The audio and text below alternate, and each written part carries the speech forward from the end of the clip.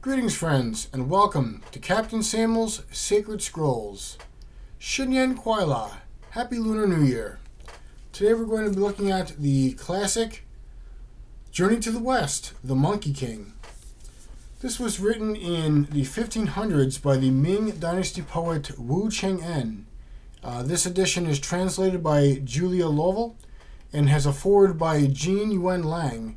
And if you don't know the work of Jean, he's written some excellent graphic novels, such as American-Born Chinese. Journey to the West is a cornerstone of Chinese culture. It's kind of like the Robin Hood stories or the King Arthur legends are to much of Western culture. It's at once myth, spiritual allegory, and fantasy adventure. I read the book last year, but I still want to do a review of it this year, so I apologize if I'm a little bit fuzzy on the details.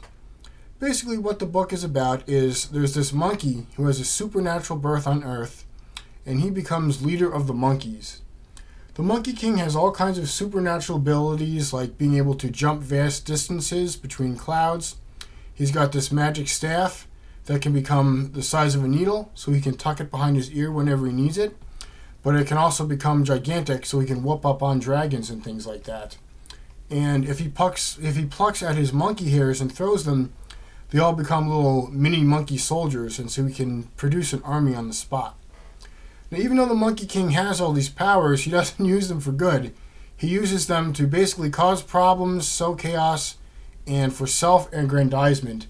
He beats people up, steals powerful artifacts, eats sacred food he's not supposed to touch, and announces that he's wiser than anybody else in heaven. So heaven makes efforts to appease the monkey and to discipline him, but whatever they do to appease the monkey is never good enough for the Monkey King, and attempts to discipline him fail because he's unbeatable in combat.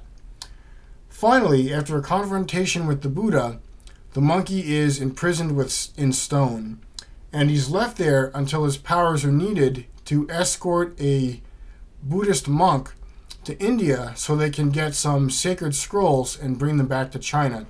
So the Monkey King is set free with some restrictions on his behavior and given the chance to atone by making sure this monk makes it safely to India and back. And he's accompanied by the sanctimonious monk and also a river dragon that's depressed and a self-indulgent pig demon. So along the way to India and back, they have all sorts of wild fantasy adventures, and most of the characters learn some humility, self-control, compassion, and discipline. Kinda. What I liked about the book was this was a fun read. I really liked reading about all of the Monkey King's unbridled passions and how he went up to heaven and messed all this stuff up. And it was kind of fun to read all the ways they tried to stop him and they weren't able to succeed. I think, for me anyway, I can kind of see myself in that, where, as a young person getting into trouble, getting into mischief, and then learning some humility and self-control. And I also liked how not all of the characters learn from this quest. At the end, some of them are pretty much where they started, and that's some wisdom. Some people never learn. They continue to make the same mistakes. There's a lot of wisdom in this book, and a lot of commentary on the human condition that's wrapped up in fantasy adventures and wild battles and superpowers. So, how are you going to give a star rating to a cultural classic like this? I guess if I were to rate the translation and the accessibility of this book, I would give it 5 stars, because the original text of Journey to the West is this massive, massive tome full of many volumes, and they kind of condensed it down to be a little more readable, a little more accessible to modern audiences, and it includes kind of the quintessential stories from the original Journey to the West text, not every single one. So yeah, I definitely recommend this. If you're looking to celebrate the Lunar New Year or just read a good book with lots of fantasy adventure, this is the way to do it.